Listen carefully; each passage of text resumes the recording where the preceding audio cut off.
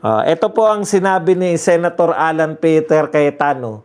Kinote niya po si Senator Joker Arroyo na kung hindi ako nagkakamali, kasabayan pa yan ni Tito Soto. Sa tagal po ni Tito Soto sa Senado, lahat po ng magagaling, nalipasan na po siya. Nagkandamatay na po yung mga magagaling na senador. Nariyan pa rin po siya. Buong akala po natin, magaling siyang senador. Kaya hanggang ngayon, pinopromote niya pa rin yung sarili niya.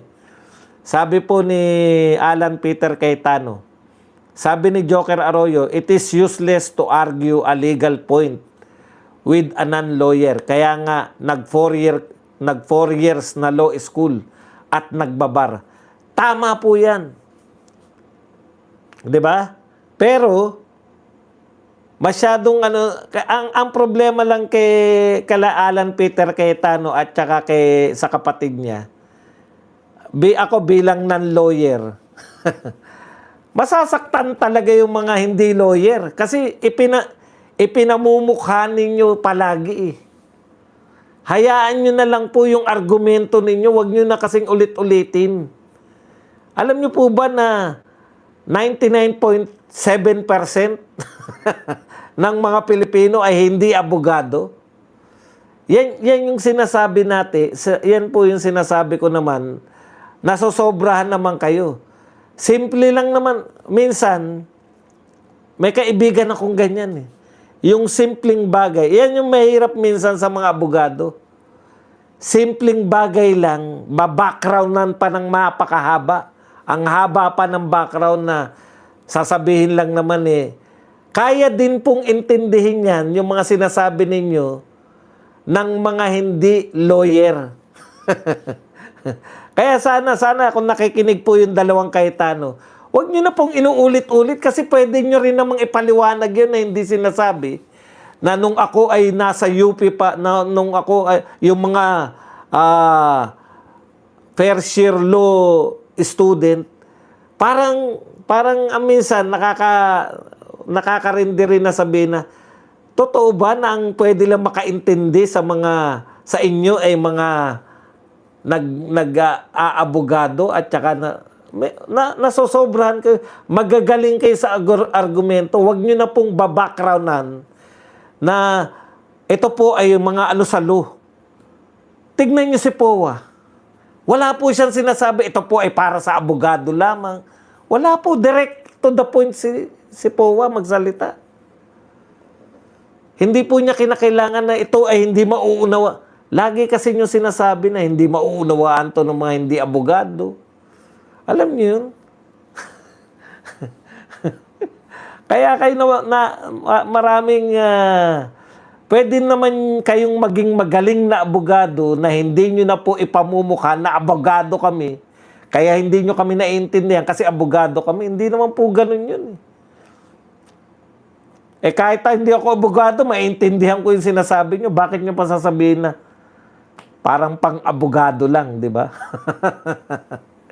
Pero, si Joker Arroyo kasi, iniinsulto niya.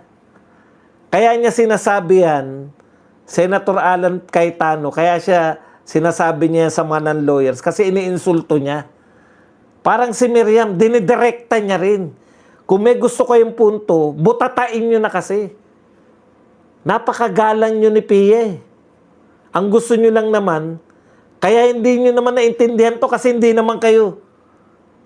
Hindi po dahil sa hindi sila abogado, kaya hindi nila naintindihan. Kasi hindi sila, mahina ang pang-intindi nila. Hindi dahil sa hindi sila abogado. Marami rito, halos lahat ng nanonood dito. Siguro 99%. Meron siguro nakikinig sa akin na abogado. 1% lang. Gusto lang nila makita kung paano sasabihin. Na hindi naman hindi ka naman nagmumukhang inuuto mo yung kausap mo. Paano magsasalita sa mga hindi abogado. Yun po yung kinukuha nilang technique sa akin.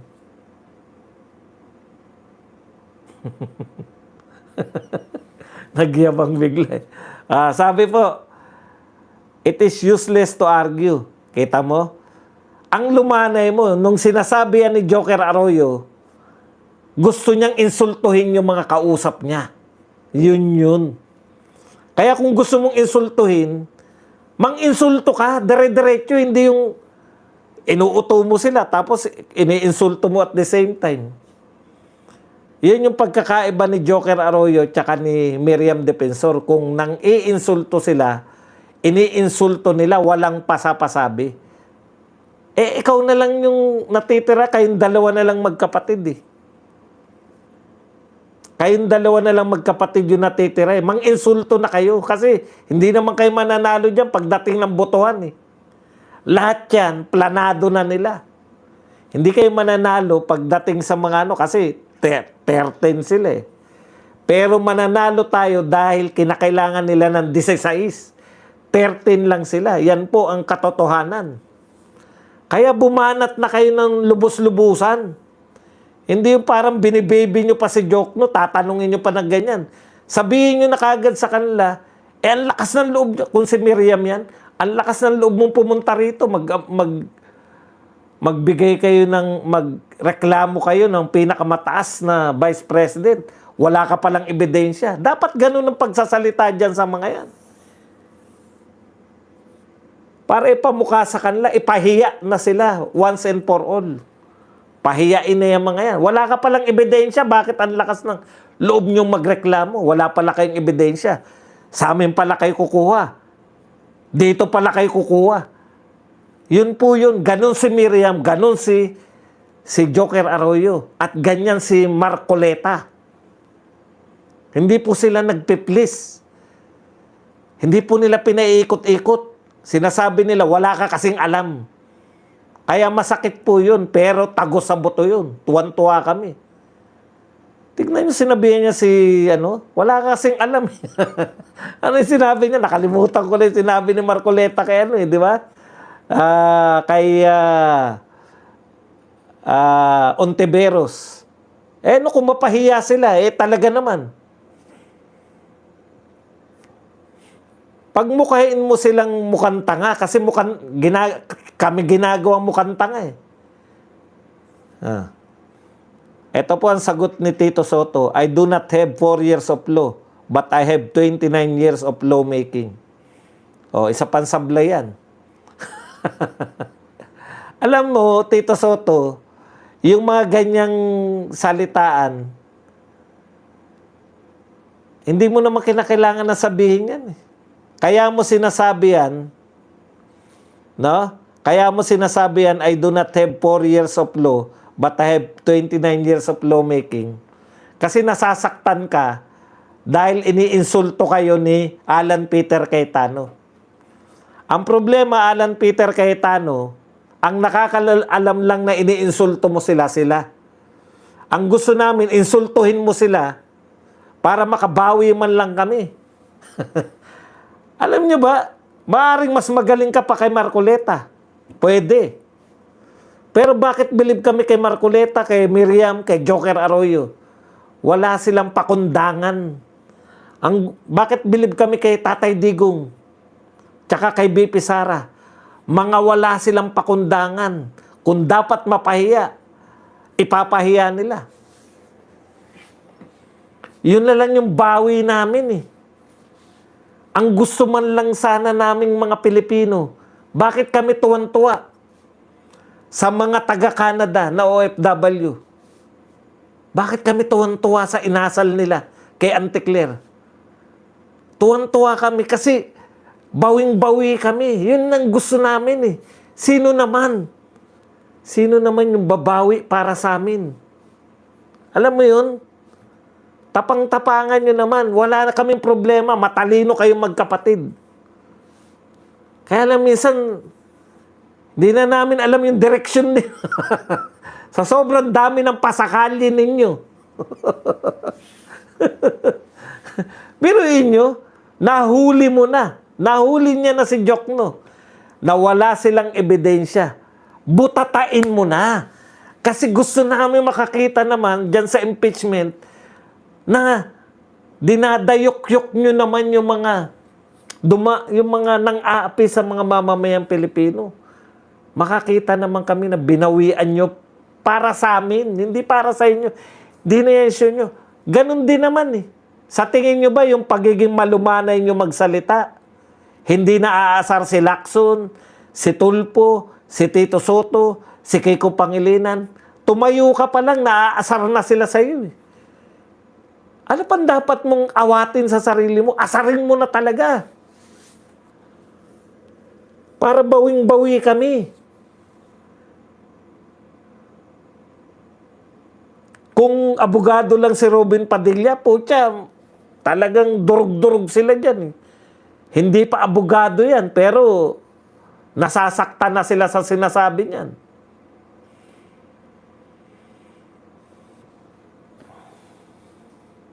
Katulad niya, nasaktan niya sa Furious of Law. Pag pinamukha mo pa sa kanila,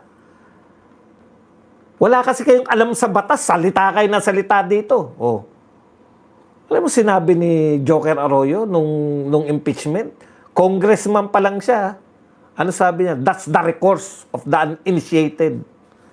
Yan, ganyan mga tuwiran, ang mga walang alam, ang mga bobo. Ganun ang kahulugan nun. Kaya iilag ka na lang eh. Kaya yung mga katulad ng mga nila Risa Ontiveros, yung mga ganyang mga tao yan, sila Erwin Tulfo, pag sinupalpal mo yan, hindi.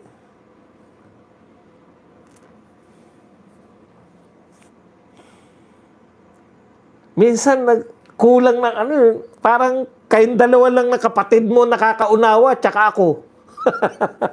Nagagalingan lahat na, kami lahat nagagalingan sa inyo. Kaya lang meron kaming hinahanap na hindi naman kinakailangan na magmagalingan lang. Ang kinakailangan namin, pambawi. Bakit ba namin nagustuhan yung mga Duterte? Hindi lang sa dahil sila ay magaling. Kung hindi, may pitik din sila, may pambawi kami. Para ka nagsusumbong sa tatay mo, Dad, binuli ako eh. Alam mo yun? Tapos yung tatay mo, ipagtatanggol ka. Yun ang gusto naming gawin ninyo. Kasi dalawa na lang kayo magkapatid. Hindi nyo ba napupuna? Dalawa na lang kayo nakikipaglaban dyan. Si Robin Hood pa pala. Pero yung sa batas-batas, dalawa na lang kayo. Medyo anghangan nyo naman. Gusto namin sila mapahiya eh. Namamayagpag sila. Talo na nga sa debate. Pinaburan pa rin. Kung ako yan, sasabihin ko, pag pinaburan nyo to, di ba? Oh, Mr. Chis Escudero, anong pangalan, ano na yan? Mr. Presiding Officer, umami na po yung prosecution na wala silang ebidensya. Na tayo, ibubuksan natin niya para magkaroon sila ng ebidensya. Papayag ba tayo? Kayo bang mga kasama kong senador, papayag kayo? Dapat ganun. Hinahamon mo na sila. Alam na namin na alam mo na yan eh. Alam na namin na magaling ka. Ang gusto naman namin, ipahiya mo sila. Pag pumayag pa rin si Chis, pinamukha mo na sa kanya. Oh. Alam mong kulang sa inyong magkapatid? Ang tawag ni Miriam Defensor Santiago dyan, intellectual arrogance. Intellectual kayo. Gamitin nyo naman yung mambalasubas naman kayo. Wala nang mananalo sa inyo sa debate dyan. Eh. Alam nyo, magpapalakpakan kami kung ginanon nyo. Mr. President, Mr. Presiding Officer, umami na po ang prosecution na wala silang ebidensya. I move na i-dismiss na natin tong kaso na to. Puta, kahit yun lang sinabi mo. Kahit alam natin na matatalo ka, pinadismiss mo yung kaso, matataranta ngayon sila. Alam na nga natin yan eh. Alam na natin na magaganap, papaboran nila si Jokno. Dapat pinamukha mo lang sa kanila. Wala nang argumento, talo na sa debate. Nilalamon siya ni POA. Wala siyang maisagot. Wala silang ebidensya. Nagpunta sila rito. Gumagastos tayo ng 25 million per day. Wala naman silang pinapakitang ebidensya. Sa atin pa kukunin yung ebidensya. Papayag kayong mga senador. I move na i-dismiss na tong kaso na to. Puta, magpapalakpakan kami. Matatalo ka. Pero natatak na yan sa utak ni Lito Lapid. Wala pala silang ebidensya. Ang lalakas naman ang loob ng mga to. Chicharon tayo. Labanan lang po ng propaganda eh. Kita nyo, nanlulumo lahat. Pagkatapos, minsan hindi na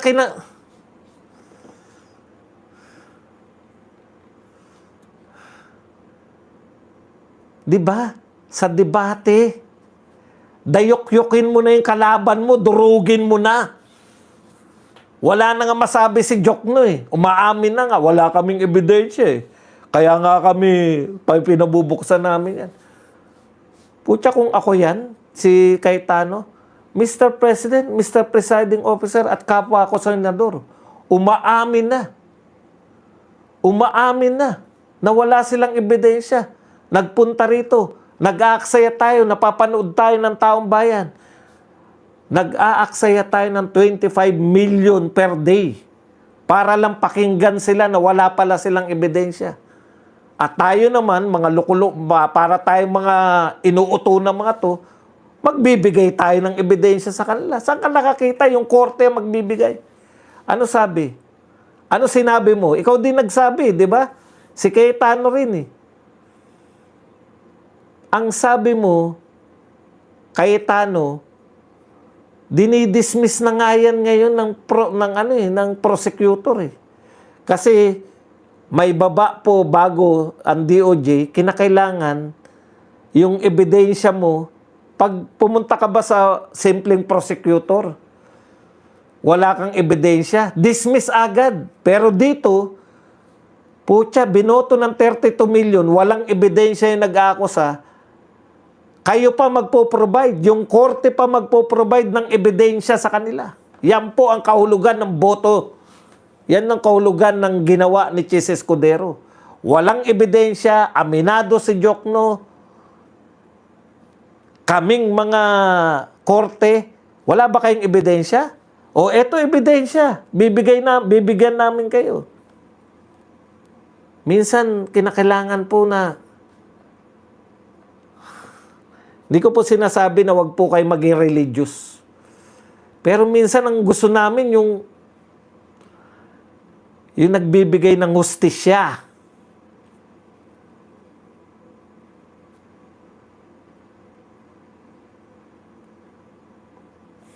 Pamukha nyo sa kanila na bugok lang yung papayag sa ginagawa ng prosecution.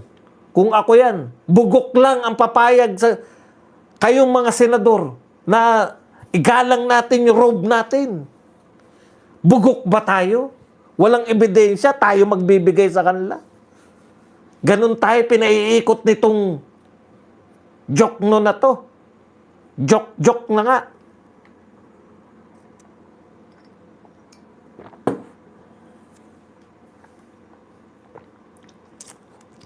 Wala akong problema. Saludo ko kay Cayetano. Saludo ko kay Pia Cayetano.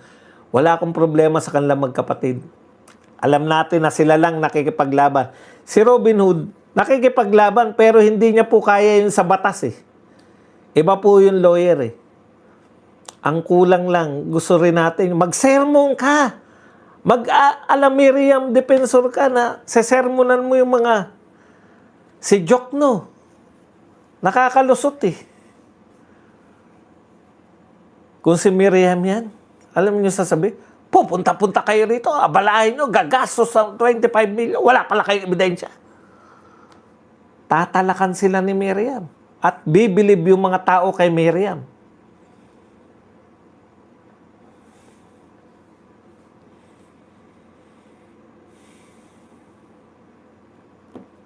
Hindi naman po, hindi po ako naniniwala na sila po ay posibleng bumaliktad. Hindi po babaliktad yung mga yan. Hindi po naghihintay ng maleta yan.